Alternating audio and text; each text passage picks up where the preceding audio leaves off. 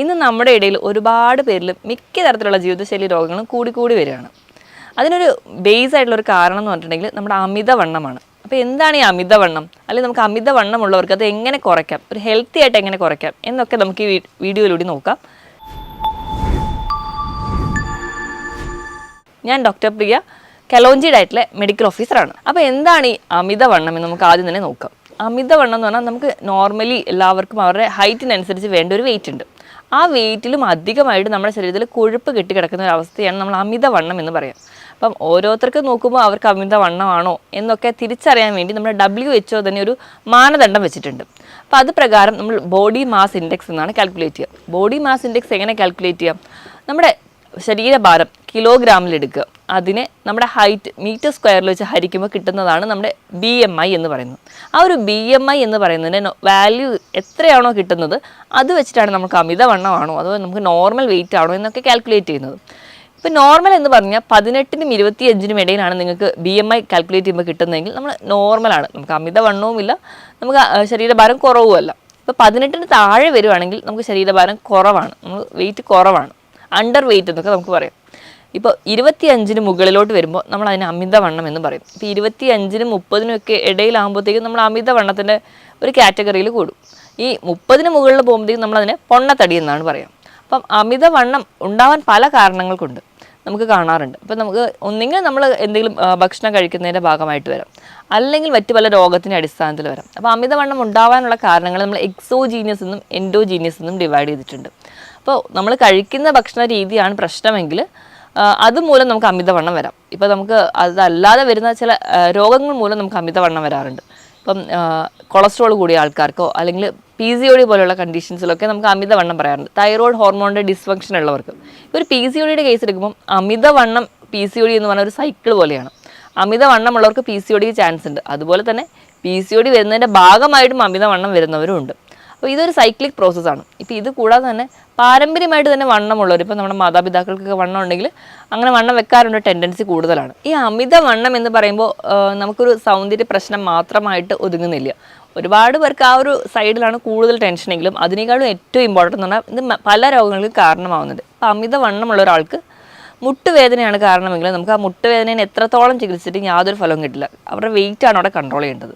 അമിതവണ്ണമുള്ളവർക്കാണ് ഇപ്പം മിക്ക ജീവിതശൈലി രോഗങ്ങളുണ്ടാവുക. ഇപ്പോൾ ഡയബറ്റീസ് ആയിക്കോട്ടെ, കൊളസ്ട്രോള്, അതോടൊപ്പം തന്നെ BP കൂടി കൂടുതലായിട്ട് കാണും. അപ്പോൾ ഇവരെ ഒരു കൂടുതലായിട്ട് നിൽക്കുമ്പോൾ, അതായത് അമിതവണ്ണത്തോടൊപ്പം ഈ 3 രോഗങ്ങൾ ചേർന്ന് നിൽക്കുമ്പോൾ നമ്മൾ അതിനെ മെറ്റബോളിക് സിൻഡ്രോം എന്ന് പറയും. ഈ ഒരു കണ്ടീഷനിലൊക്കെ വന്നിട്ടുണ്ടെങ്കിൽ നമുക്ക് നമ്മുടെ ലൈഫ് ഭയങ്കര ബുദ്ധിമുട്ടാവും. കാരണം പല രോഗങ്ങൾ പെട്ടെന്ന് വരികയും അത് നമ്മുടെ ഹാർട്ട് കംപ്ലയിൻസിനോ അല്ലെങ്കിൽ മറ്റ് പല കണ്ടീഷൻസിന് വരികയും അത് കോംപ്ലിക്കേറ്റഡ് സ്റ്റേജിലോട്ട് പോവുകയും ചെയ്യും. ഇത് കൂടാതെ തന്നെ നമുക്ക് PCOD പോലെയുള്ള കണ്ടീഷൻ, ഇപ്പോൾ PCOD എന്ന് പറയുന്നൊരു കണ്ടീഷൻ നമ്മൾ എടുക്കുകയാണെങ്കിൽ ആ ഒരു സ്ത്രീകളിൽ അതുമൂലം ഇൻഫെർട്ടിലിറ്റി പോലെയുള്ള കണ്ടീഷൻസിലോട്ട് പോകാറുണ്ട്. ഇനി വെരിക്കോസ് വെയിൻ പോലെയുള്ള കണ്ടീഷൻസ് വരുന്നുണ്ട്.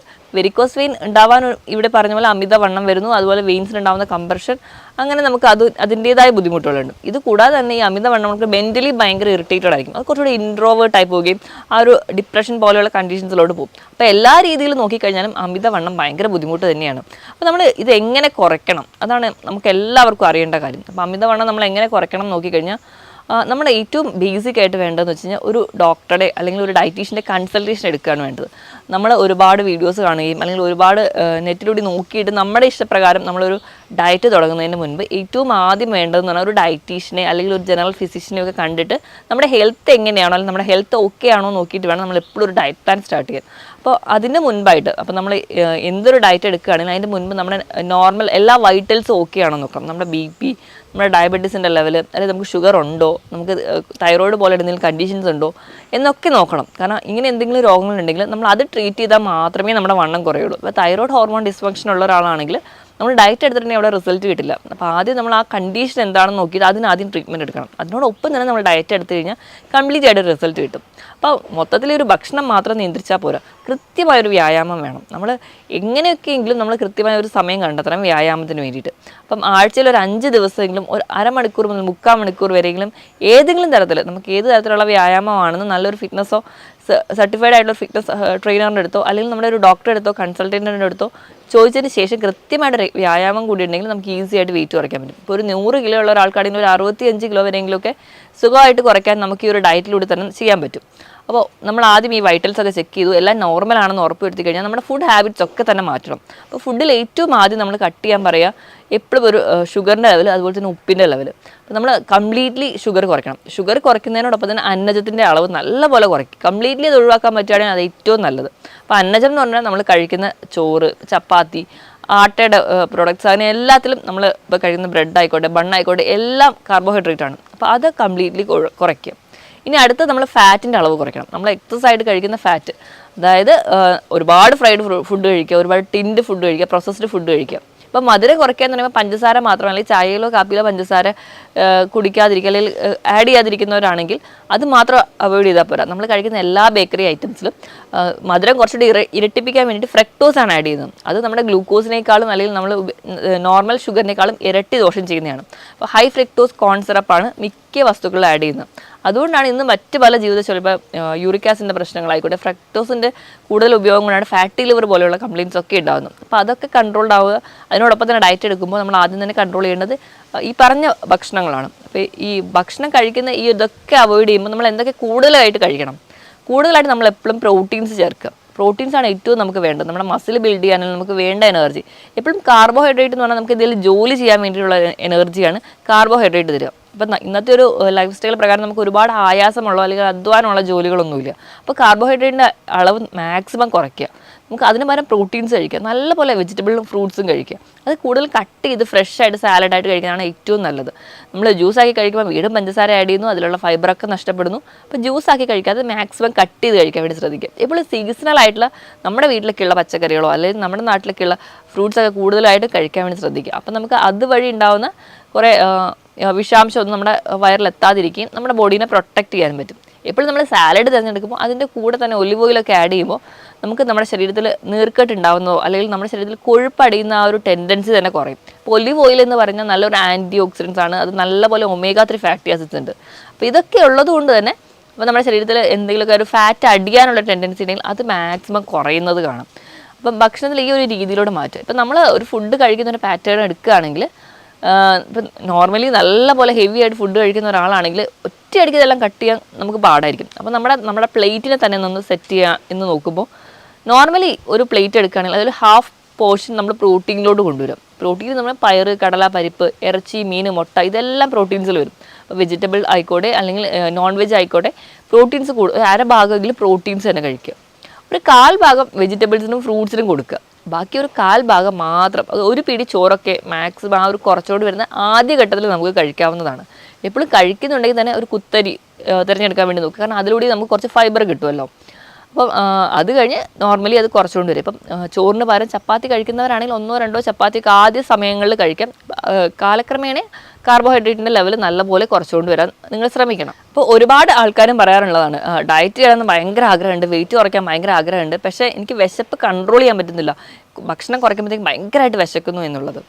അപ്പോൾ നമുക്ക് ഈ ഒരു അമിതവണ്ണം ഉണ്ടാവാനുള്ള ഒരു മെയിൻ കാരണം എന്ന് പറഞ്ഞാൽ നമ്മൾ വിശക്കാതെ തന്നെ ഭക്ഷണം കഴിക്കുക എന്നുള്ളതാണ്. നമുക്ക് ഇന്നൊക്കെ എന്ന് പറഞ്ഞു കഴിഞ്ഞാൽ പട്ടിണിയൊന്നുമില്ല, ധാരാളം ഭക്ഷണം കഴിക്കാനുണ്ട്. അപ്പോൾ നമ്മൾ ഇടയിൽ ഇങ്ങനെ ഭക്ഷണം കഴിച്ചുകൊണ്ടേയിരിക്കും. ഇതാണ് പ്രത്യേകിച്ച് വലിയ ജോലിയൊന്നുമില്ല, ഒരു സെഡൻറ്ററി ലൈഫും കൂടിയായിരിക്കും. അതാണ് നമുക്ക് അമിതവണ്ണം ഉണ്ടാവാനുള്ള കാരണം. അപ്പോൾ നമ്മൾ കൃത്യമായിട്ട് ഭക്ഷണം കഴിക്കാൻ വേണ്ടി ഒരു ടൈം ടേബിൾ സെറ്റ് ചെയ്യുക. കൃത്യമായിട്ട് ഇപ്പോൾ നമ്മൾ 3 മീലാണ് നമ്മൾ മെയിനായിട്ടുള്ള 3 മീലാണ് നമ്മൾ മലയാളികൾ കൂടുതലായിട്ട് കഴിക്കുക. രാവിലത്തെ ബ്രേക്ക്ഫാസ്റ്റ്, ഉച്ചത്തെ ലഞ്ച്, രാത്രിത്തെ ഡിന്നർ. അപ്പോൾ ഈ മീൽസിനെ കട്ട് ചെയ്തിട്ട് പല തവണകൾ കുറച്ചുകൂടെ കൂട്ടുക, ക്വാണ്ടിറ്റി കുറച്ചുകൂടെ കുറയ്ക്കുക, നല്ല ക്വാളിറ്റിയുള്ള ഭക്ഷണവും കഴിക്കുക. എങ്കിൽ ഡയറ്റ് ചെയ്യാൻ നമുക്ക് ഈസി ആയിരിക്കും. അപ്പോൾ നമ്മൾ ഇടയിൽ രാവിലത്തെ ബ്രേക്ക്ഫാസ്റ്റ് കഴിഞ്ഞ് ഒരു 11 മണിക്ക് ചെറിയൊരു സ്നാക്ക് ടൈം കൊടുക്കുക. അത് കഴിഞ്ഞ് ഉച്ചയ്ക്കത്തെ ലഞ്ച്, വൈകുന്നേരം ഒരു ടീ ടൈം കൊടുക്കുക, അതിന് കഴിഞ്ഞിട്ട് ഒരു ഡിന്നർ. അപ്പോൾ നമ്മൾ ഈ 11 മണിക്കത്തെയും വൈകിട്ടത്തെയും ആ ഒരു ഇതെന്ന് പറഞ്ഞിട്ടുണ്ടെങ്കിൽ നമ്മൾ എപ്പോഴും ഒരു ജങ്ക് ഫുഡാണ് കൂടുതലായിട്ട് കഴിക്കുക. അതിന് പകരം അത് കുറച്ചുകൂടി ഹെൽത്തി ആക്കാൻ വേണ്ടി ആ ഒരു 11 മണിക്കും നമ്മളതുപോലെ വൈകിട്ട് 4 മണിക്കും കഴിക്കുന്നത് എപ്പോഴും ഒരു നട്ട്സോ അല്ലെങ്കിൽ ഒരു ബൗൾ സാലഡോ ആ ഒരു രീതിയിലേക്ക് മാറ്റുക. ഇനി നിങ്ങൾക്ക് എത്ര ഭക്ഷണം കഴിച്ചിട്ട് നിങ്ങൾക്ക് വിശക്കുന്നു അല്ലെങ്കിൽ നിങ്ങൾക്ക് ഡയറ്റ് ചെയ്യാൻ പറ്റുന്നില്ല എന്നൊക്കെ ഉണ്ടെങ്കിൽ നിങ്ങൾ ഈ ഇടയിൽ കഴിക്കുന്ന ഭക്ഷണം കുറച്ചുകൂടെ ഫൈബർ റിച്ച് ആയിരിക്കും, അല്ലെങ്കിൽ കുറച്ചുകൂടെ വാട്ടർ കണ്ടൻ്റ് ഉള്ള ഫുഡുകൾ കഴിക്കുക. എങ്കിൽ നിങ്ങൾക്ക് വിശപ്പ് കുറച്ചും കൂടി കുറയും. ഇപ്പോൾ നമ്മൾ ക്യുക്കമ്പറൊക്കെ, നമ്മൾ സാലഡ് വെള്ളരിക്ക് കൂടുതലായിട്ട് കഴിക്കാൻ പറയുന്നതിന് ഒരു വലിയ കാരണം എന്ന് പറഞ്ഞിട്ടുണ്ടെങ്കിൽ ഇത് ധാരാളം ഫൈബേഴ്സ് ഉണ്ട്, ധാരാളം തന്നെ വെള്ളത്തിൻ്റെ അളവും നമുക്ക് ഉണ്ട്. അതുകൊണ്ട് തന്നെ നമ്മുടെ മെറ്റബോളിക് ആക്ടിവിറ്റി ഒക്കെ പെട്ടെന്ന് തന്നെ കൂട്ടി നമ്മുടെ ആ ഒരു ഫാറ്റ് ബേൺ ചെയ്ത് കഴിയുന്നത് കാണാം. അപ്പോൾ കൂടുതൽ സാലഡൊക്കെ കഴിക്കാൻ പറയുന്നത് ഇതുകൊണ്ട് തന്നെയാണ്. അപ്പോൾ ഇങ്ങനെയൊക്കെ ഒരു ഭക്ഷണം മാറ്റുകയാണ്. അതുപോലെ തന്നെ നമ്മൾ ഭക്ഷണം കഴിക്കുന്നതിന് മുൻപ് ഒന്നോ രണ്ടോ മുട്ട കഴിക്കുകയാണ്. ഇപ്പോൾ നമ്മൾ ഉച്ചത്തെ ഒരു ഭക്ഷണം കുറച്ച് ഹെവി ആയിട്ട് കഴിക്കുന്ന ആൾക്കാരാണെങ്കിൽ ഡയറ്റിൻ്റെ തുടക്കത്തിൽ നമ്മൾ ഒന്നോ രണ്ടോ മുട്ട ഭക്ഷണത്തിന് കുറച്ച് മുൻപായിട്ട് കഴിക്കുക, അല്ലെങ്കിൽ ഒരു ബൗൾ സാലഡ് കഴിക്കുക, ഒരു 2 ഗ്ലാസ് വെള്ളം കുടിക്കുക. ഇങ്ങനെ ഏതെങ്കിലും ഒരു മെത്തേഡ് എടുക്കുകയാണെങ്കിൽ നമുക്ക് അത്രയ്ക്കൊന്നും ആ ഒരു ഉച്ച സമയത്ത് വിശക്കില്ല. അപ്പോൾ അങ്ങനെ വിശപ്പ് കുറയുമ്പോൾ നമ്മൾ എടുക്കുന്ന ഫുഡിൻ്റെ ക്വാണ്ടിറ്റി കുറയും. അങ്ങനെ നമുക്ക് നല്ല പോലെ തന്നെ നമ്മുടെ വെയിറ്റ് കുറയുന്നതായിട്ട് കാണാൻ പറ്റും. ഇനി ഇതിനോടൊപ്പം തന്നെ കൃത്യമായിട്ടൊരു വ്യായാമം കൂടി വേണം. വ്യായാമം നമ്മുടെ ബോഡിക്ക് പറ്റുന്നത്, അല്ലെങ്കിൽ നമ്മുടെ ഫിസിക്കൽ ആക്ടിവിറ്റിക്ക് പറ്റുന്ന രീതിയിലുള്ള വ്യായാമം തിരഞ്ഞെടുക്കുക. അത് ഏത് തരത്തിലുള്ള വ്യായാമമാവും. ഇനിയിപ്പോൾ വ്യായാമത്തിനൊന്നും സമയമില്ലാത്തവരാണ് എന്ന് എല്ലാവരും തന്നെ പറയാറുണ്ട്. അപ്പോൾ അങ്ങനെ പറയുമ്പോൾ അവർക്ക് എന്തെങ്കിലും എയറോബിക് എക്സസൈസുകളോ അല്ലെങ്കിൽ വീട്ടിൽ തന്നെ നമ്മൾ റൂമിനുള്ളിൽ നിന്ന് ഒരു പാട്ടിട്ട് ഡാൻസ് ചെയ്യുകയാണെങ്കിൽ തന്നെ അത് തന്നെ ഏറ്റവും നല്ലൊരു വ്യായാമമാണ്. അവിടെ തന്നെ ഒരുപാട് ഫാറ്റ് ബേൺ ചെയ്യുന്നുണ്ട്. അപ്പോൾ അങ്ങനെയുള്ള എയറോബിക് എക്സസൈസുകൾ നിങ്ങൾക്ക് ചെയ്യാം. ഇതൊന്നും അല്ലെങ്കിലും ഇപ്പോൾ ഇതൊന്നും ചെയ്യാൻ പറ്റാത്തവരാണെങ്കിൽ നിങ്ങൾ രാവിലെ ജോലിക്ക് പോകുമ്പോൾ ലിഫ്റ്റിന് ഡിപ്പെൻഡ് ചെയ്യുന്നുണ്ടെങ്കിൽ അതിന് പകരം നിങ്ങൾ സ്റ്റെയർ യൂസ് ചെയ്യാം. അതുപോലെ തന്നെ നമ്മൾ ഫോണിലൊക്കെ ഒരുപാട് നേരം സംസാരിക്കുന്ന ആൾക്കാരാണെങ്കിൽ നടന്നുകൊണ്ട് ഫോൺ ചെയ്യുക. ഇപ്പം നമുക്ക് എല്ലാവർക്കും അറിയാം, അപ്പോൾ നമുക്ക് ഫാൻ വർക്ക് ചെയ്യണമെങ്കിലോ TV വർക്ക് ചെയ്യണമെങ്കിൽ എല്ലാം റിമോട്ട് കൺട്രോളാണ്. അപ്പോൾ മാക്സിമം ഈ ഒരു ടൈമിലെങ്കിലും കുറച്ചെങ്കിലും നടക്കാൻ വേണ്ടിയിട്ട് റിമോട്ട് കൺട്രോളിനെ ഡിപ്പെൻഡ് ചെയ്യാതെ നമ്മൾ നടന്നു പോയി സ്വിച്ച് ഓഫ് ചെയ്യുകയൊക്കെ ചെയ്യാൻ ശ്രമിക്കുക. ഇങ്ങനെയെങ്കിലും കുറച്ചെങ്കിലും ഒരു വ്യായാമം ഉണ്ടായി കഴിഞ്ഞാൽ ഒരു പരിധി വരെ നമ്മുടെ ഫാറ്റൊക്കെ ബേൺ ചെയ്യുന്നത് കാണാൻ പറ്റും. ഇനി ഈ ഒരു പറഞ്ഞ രീതിയിലുള്ള വ്യായാമം, ഈ പറഞ്ഞ രീതിയിലുള്ള ഫുഡ് കൺട്രോളൊക്കെ ചെയ്യുക. അതിനോടൊപ്പം തന്നെ ചെറിയ ടിപ്സുകൾ പറഞ്ഞുതരാം. അതിൽ ഒന്നാമത്തേതുണ്ടെങ്കിൽ ചെറുനാരങ്ങ ആണ് നമ്മൾ യൂസ് ചെയ്യുന്നത്. നമുക്ക് പെട്ടെന്നൊരു ഫംഗ്ഷൻ വരുമ്പോൾ വെയിറ്റ് കുറയ്ക്കാനൊക്കെ ആണെങ്കിൽ നമ്മുടെ ചെറുനാരങ്ങ ഭയങ്കര യൂസ്ഫുള്ളാണ്. പക്ഷേ നമ്മൾ യൂസ് ചെയ്യേണ്ട രീതി എങ്ങനെയാണെന്ന് നോക്കാം. 1 ലിറ്റർ വെള്ളം എടുക്കുക, അതിലേക്ക് ഒരു ചെറുനാരങ്ങ, ചെറിയ ചെറുനാരങ്ങയാണെങ്കിൽ 1, വലുതാണെങ്കിൽ ഒരു പകുതി എടുക്കുക, നല്ലപോലെ പിഴിഞ്ഞ് അതിനോടൊപ്പം തന്നെ ഇഞ്ചി കൂടി ചതച്ചിടുക. നമ്മളിത് രാവിലെ വെറും വയറ്റിൽ കുടിക്കാം. പക്ഷേ അസിഡിറ്റി പോലെയുള്ള പ്രശ്നങ്ങളുള്ളവരാണെങ്കിൽ രാവിലെ വെറും വയറ്റിൽ കുടിക്കേണ്ട, പല തവണകളിലായിട്ട് ഒരു ദിവസം കുടിക്കുക. ആഴ്ചയിൽ ഒരു 3 ദിവസമെങ്കിലും ഇങ്ങനെ ചെയ്യുകയാണെങ്കിൽ നമുക്ക് വെയിറ്റ് ഗെയിൻ നല്ലപോലെ കുറയുന്നതായിട്ട് കാണാൻ പറ്റും. കാരണം ഇത് ഫാറ്റ് ബേൺ ചെയ്യാനും നമ്മുടെ മെറ്റബോളിക് ആക്ടിവിറ്റി ഒക്കെ കൂടുന്നതായിട്ട് കാണാം. ഇത് പെട്ടെന്നുണ്ടാകുന്ന ഒരു വെയിറ്റ് ലോസിന് വേണ്ടിയിട്ട് മാത്രം ഡിപ്പെൻഡ് ചെയ്യുക. കണ്ടിന്യൂസ്ലി ഇത് യൂസ് ചെയ്യുന്നത് അത്ര നല്ലതല്ല. നമുക്ക് അസിഡിറ്റി പോലെയുള്ള പ്രശ്നങ്ങൾ ഉണ്ടാകാനുള്ള ചാൻസ് വളരെ കൂടുതലാണ്. ഇനി രണ്ടാമത് പറഞ്ഞാൽ ജീരകം ഇട്ട് തിളപ്പിച്ച വെള്ളം. അപ്പോൾ നമ്മളൊരു 250 ml, അതായത് 1/4 ലിറ്ററോളം വെള്ളം എടുക്കുക, ഒരു നുള്ളു ജീരകം ഇട്ട് നല്ലപോലെ തിളപ്പിച്ച് ആ വെള്ളം നമ്മൾ സ്ഥിരമായിട്ട് കുടിക്കുകയാണെങ്കിൽ ഇത് നമ്മുടെ ഫാറ്റ് ബേൺ ചെയ്യാൻ സഹായിക്കും.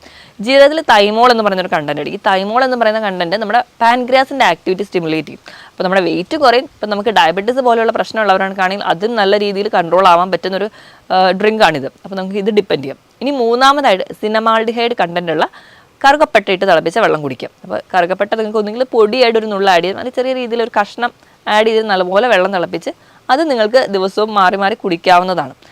ഈ ഒരു സിനമാൾഡിഹൈഡ് എന്ന് പറയുന്ന കണ്ടന്റ് ഫാറ്റ് ബേൺ ചെയ്യാൻ നല്ല ഒരു മാർഗ്ഗമാണ്. അപ്പോൾ നമ്മുടെ എക്സസൈഡ് വരുന്ന ഫാറ്റ് അത് കുറയ്ക്കുന്നുണ്ട്. അതുപോലെ തന്നെ അതിൻ്റെ ഒരു എൻസൈമാറ്റിക് ആക്ടിവിറ്റി മൂലം നമ്മുടെ ശരീരത്തിൽ ഫാറ്റ് ഡിപ്പോസിറ്റ് ചെയ്യാനുള്ള ടെൻഡൻസി ഉണ്ടെങ്കിൽ അതും കുറയുന്നതായിട്ട് കാണാൻ പറ്റും. ഇനി നാലാമതായിട്ട് ആപ്പിൾ സിഡർ വിനെഗർ. ഇതും അസിഡിറ്റി പോലെയുള്ള പ്രശ്നമുള്ളവർക്കാണെങ്കിൽ കണ്ടിന്യൂസ്ലി യൂസ് ചെയ്യുന്നത് അത്ര നല്ലതല്ല. ഇനി അല്ലാത്ത ആൾക്കാരാണെങ്കിൽ 150 ml വെള്ളം എടുത്തിട്ട് അതിലേക്ക് 1 teaspoon apple cider vinegar add ചെയ്യുക, നല്ലോണം മിക്സ് ചെയ്തിട്ട് നിങ്ങൾക്ക് രാവിലെ വെറും വയറ്റിൽ കുടിക്കാം. പക്ഷേ അസിഡിറ്റി പോലെയുള്ള പ്രശ്നമുള്ളവരാണെങ്കിൽ ഇത് യൂസ് ചെയ്യാതിരിക്കുക. ഇത് നിങ്ങൾക്ക് ഇടയിലൊക്കെ കുടിക്കാവുന്നതാണ്. അങ്ങനെ ചെയ്ത് കഴിഞ്ഞാലും നിങ്ങൾക്ക് ഒരു പരിധി വരെ ഫാറ്റ് ബേൺ ചെയ്യുന്നത് കാണാം. പക്ഷേ കണ്ടിന്യൂസ്ലി ഇതൊക്കെ യൂസ് ചെയ്യുമ്പോൾ നമ്മുടെ ഇനാമൽ, നമ്മുടെ പല്ലിന് ചെറിയ കേട് വരാനൊക്കെയുള്ള ചാൻസുകളുണ്ട്. അപ്പോൾ മാക്സിമം ഇടയിൽ ഇപ്പോൾ ആഴ്ചയിൽ 3 ദിവസമോ അങ്ങനെയൊക്കെ മാറി നിങ്ങൾ കുടിക്കുന്നത് ഒരു പരിധി വരെ നിങ്ങളുടെ ഫാറ്റ് ബേൺ ചെയ്യും, നിങ്ങളുടെ വെയിറ്റ് കുറയുന്നതായിട്ടും കാണാൻ പറ്റും. ഇനി ഇപ്പോൾ ചില ആൾക്കാർക്ക് പ്രശ്നം എന്ന് വെച്ച് കഴിഞ്ഞാൽ വയറിൻ്റെ ഭാഗത്ത് അല്ലെങ്കിൽ ഇടുപ്പിൻ്റെ ഭാഗത്താണ് കൂടുതൽ കൊഴുപ്പെങ്കിൽ അവർക്ക് ചെയ്യാൻ പറ്റുന്ന ചില എക്സസൈസുകൾ നമുക്ക് നോക്കാം. ഒന്നാമതായിട്ട് ബ്രീത്തിങ് എക്സസൈസ്. എവിടെയെങ്കിലും നിവർന്നിരുന്നിട്ട് ശ്വാസം പതിയെ ഉള്ളിലോട്ട് എടുക്കുക, പതിയെ റിലാക്സ് ചെയ്യുക. ഒന്നാമത്തെ ബ്രീത്തിങ് എക്സസൈസാണ്. ഇനി രണ്ടാമത്തെ ആണെങ്കിൽ നമുക്ക് എവിടെയെങ്കിലും സ്റ്റഡി ആയിട്ട് തന്നെ ഇരിക്കുക, സ്റ്റഡി ആയിട്ട് എടുത്തിട്ട് ശ്വാസം നല്ലപോലെ ഉള്ളിലേക്ക് വലിച്ചെടുക്കുക, എന്നിട്ട് കുറച്ച് നേരം ശ്വാസം ഹോൾഡ് ചെയ്യുക. അപ്പോൾ നമ്മുടെ വയറ് നല്ലപോലെ ടൈറ്റ് ആവും. അതുകൊണ്ട് തന്നെ ആ ഒരു ഏരിയയിലെ മസിൽസൊക്കെ കുറച്ചുകൂടെ വർക്ക് ചെയ്യുന്നതിൻ്റെ ഭാഗമായിട്ട് അവിടുത്തെ ഫാറ്റ് ബേൺ ചെയ്തു. അതിൻ്റെ ഭാഗമായിട്ട് നമുക്ക് ആ ഒരു ഏരിയയിൽ മസിൽസ് കുറയുന്നതിന് അല്ലെങ്കിൽ ആ ഒരു വർക്ക് കാരണം അവിടുത്തെ ഫാറ്റ് ബേൺ ചെയ്യുന്നത് കൊണ്ട് തന്നെ ആ ഒരു ഏരിയയിൽ തടി കുറയുന്നതായിട്ട് കാണാൻ പറ്റും. ഇനി ഒരു 15 സെക്കൻഡൊക്കെ ഇങ്ങനെ ഹോൾഡ് ചെയ്തിടുക, പിന്നെ റിലാക്സ് ചെയ്യുക, നോർമൽ ബ്രീത്തിങ്ങിലോട്ട് വരിക. ഒരു 15 തവണയെങ്കിലും ഇതേ പ്രോസസ്സ് തന്നെ കണ്ടിന്യൂ ചെയ്യുക, പിന്നെ നോർമൽ ബ്രീത്തിങ്ങിലോട്ട് വരിക. അത് കഴിഞ്ഞ് വീണ്ടും ഒരു 15ൻ്റെ സെറ്റ് എടുക്കുക. അങ്ങനെ ഒരു 30 തവണയെങ്കിലും ഒരു ദിവസം ചെയ്യുന്നത് നമ്മുടെ ആ ഒരു വയറിൻ്റെ ഭാഗത്തുള്ള കൊഴുപ്പ് അഴിയുന്നതിന് കാരണമാകും. ഇനി മൂന്നാമത്തേത് നമുക്ക് പ്ലാങ്ക് ചെയ്യുക. പ്ലാങ്ക് എക്സസൈസ് ചെയ്യുമ്പോഴും ആ ഒരു വയറിൻ്റെ ഏരിയയിൽ ഉണ്ടാകുന്ന മസിൽസൊക്കെ എൻഗേജ്ഡ് ആവുന്നതുകൊണ്ട് അവിടുത്തെ ഫാറ്റ് പെട്ടെന്ന് ബേൺ ചെയ്യുന്നതാണ്. ഈ തരത്തിലുള്ള വ്യായാമങ്ങൾ ചെയ്യുക. പറഞ്ഞ രീതിയിൽ എന്തെങ്കിലും ഒരു ജോഗിങ്ങോ അല്ലെങ്കിൽ നീന്തൽ അല്ലെങ്കിൽ നമുക്ക് സൈക്ലിങ് ഇങ്ങനെ എന്തെങ്കിലുമുള്ള വ്യായാമങ്ങൾ കൂടി ചെയ്യുകയാണെങ്കിൽ നമ്മുടെ ഫാറ്റ് പെട്ടെന്ന് ബേൺ ചെയ്യും. അതോടൊപ്പം തന്നെ ഈ പറഞ്ഞ രീതിയിലൊക്കെ ഒരു കൃത്യമായ ഒരു ഡയറ്റീഷ്യൻ്റെ അണ്ടറിൽ തന്നെ നിങ്ങൾ ഡയറ്റ് ഒരു കൃത്യമായ ഒരു ചാർട്ടിലൂടെ തന്നെ ഡയറ്റ് കൂടി എടുക്കുകയാണെങ്കിൽ നല്ല രീതിയിൽ വെയിറ്റ് കുറയും. വെയിറ്റ് കുറഞ്ഞു കഴിഞ്ഞാൽ തന്നെ മിക്ക രോഗങ്ങളെ നമുക്ക് കൺട്രോളിലോട്ട് കൊണ്ടുവരാനും പറ്റും. നമ്മളെ മെഡിസിൻസിനെ ഡിപ്പെൻഡ് ചെയ്ത് പല രോഗങ്ങൾക്കും പല രീതിയിലുള്ള മെഡിസിൻസിൻ്റെ കൺട്രോളിലോട്ട് പോകുന്നതിൻ്റെ മുൻപ് നമുക്ക് ഈ പറഞ്ഞ രീതിയിൽ നമ്മുടെ ലൈഫ് സ്റ്റൈൽ മോഡിഫൈ ചെയ്യുകയാണെങ്കിൽ ഹെൽത്തി ആയിട്ട് ഇരിക്കാൻ പറ്റും. ഞാൻ ഈ പറഞ്ഞ കാര്യത്തിൽ എന്തെങ്കിലും ഡൗട്ട് ഉണ്ടെങ്കിൽ താഴെ കാണുന്ന നമ്പറിൽ കോൺടാക്ട് ചെയ്യുക. മറ്റൊരു ഹെൽത്ത് ടോപ്പിക്കുമായിട്ട് വീണ്ടും കാണുന്നവരെ നന്ദി.